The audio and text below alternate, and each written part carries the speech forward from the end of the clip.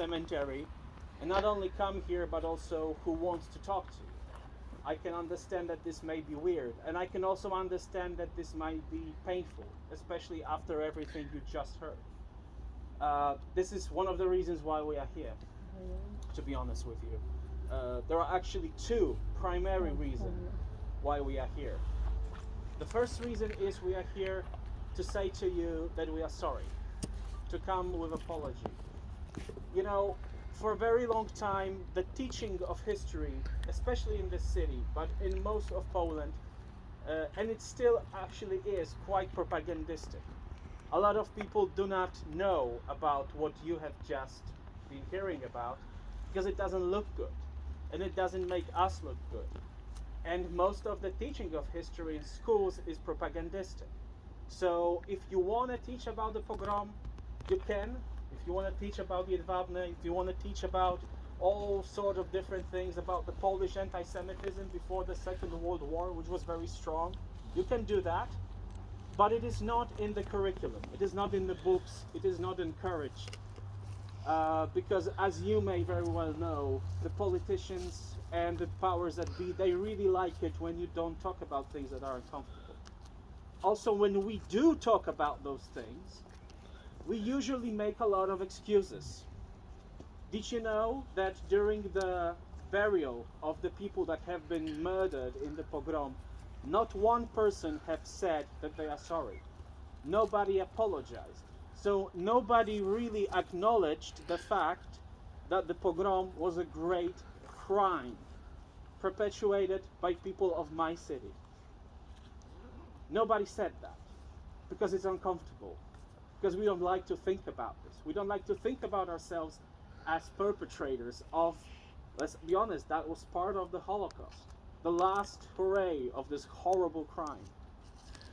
You know, when you are taught at school to think about your ancestors and your people as either victims or heroes, when you are taught about very good people like Irena Sandlerowa or Schindler or a bunch of different people, all those people that have their trees in Yad Vashem, all these several thousand of Polish people that risked their lives to save the Jews, you're thinking to yourself, okay, this is enough.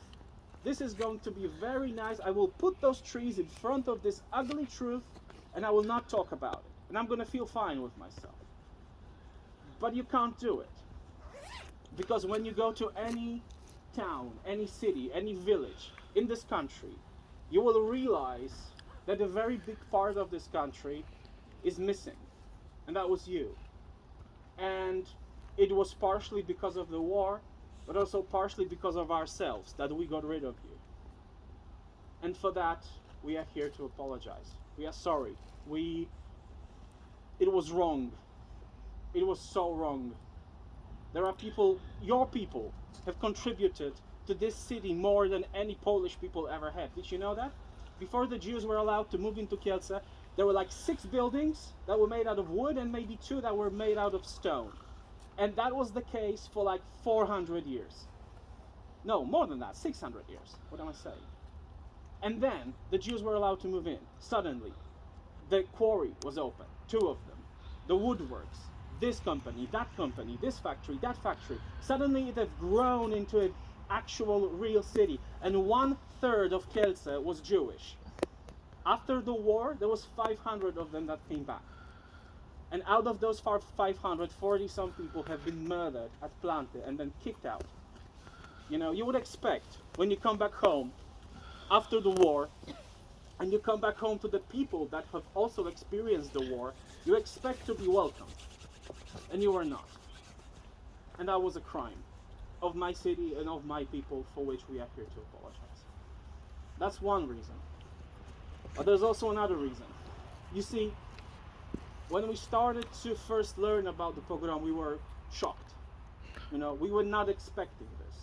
We were so sort of put into the certain mindset that it was impossible almost to learn about such difficult past.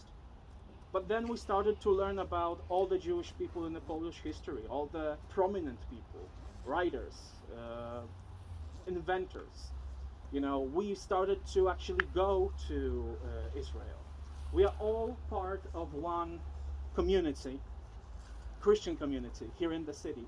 And we started to realize that book called the Bible, it has quite a lot of Jews in it. As a matter of fact, the one that we pray to was also a Jew. So that at least should be something to make you think, isn't it? So we went to Israel once, then twice, then 3 times, then 5 times, then 10 times, 20, some of us. And we came to realize that Israel is, there's all the beautiful stuff. There's the Kotel, there's En-Gedi, there's Masada, Dead Sea, all this stuff. But the people are the real treasure of that place. You. And we realized that in time we came to love you. Because you're amazing. And we are very, very happy that you got to have your own home. And we are very, very hopeful that you will be able to live in that home in peace for as long as you wish. So that's the reason why we are here. So that you know that you have some people here that are sympathetic for you, that are your friends. I'm not going to go on for too long. We do some stuff, publicly. We organize as this festival called Tzimes in Kielce. Tzimes is like a dessert that was made by the Polish Jews.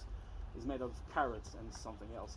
So we organize this as a reminder of the Jewish past of this region. And we were welcome. People really liked it.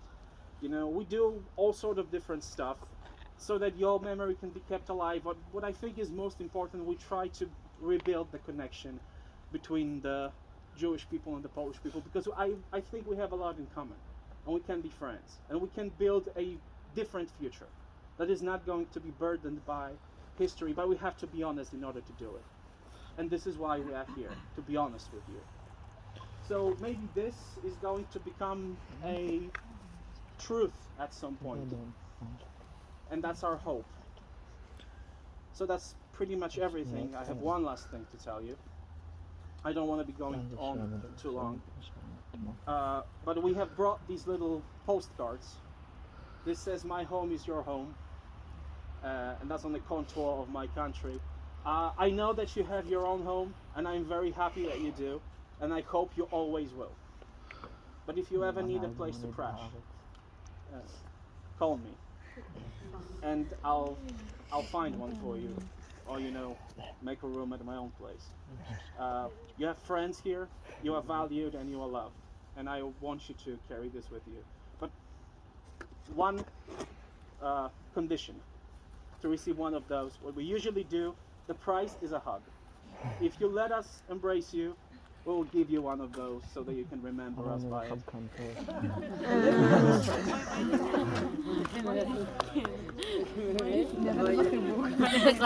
תודה רבה.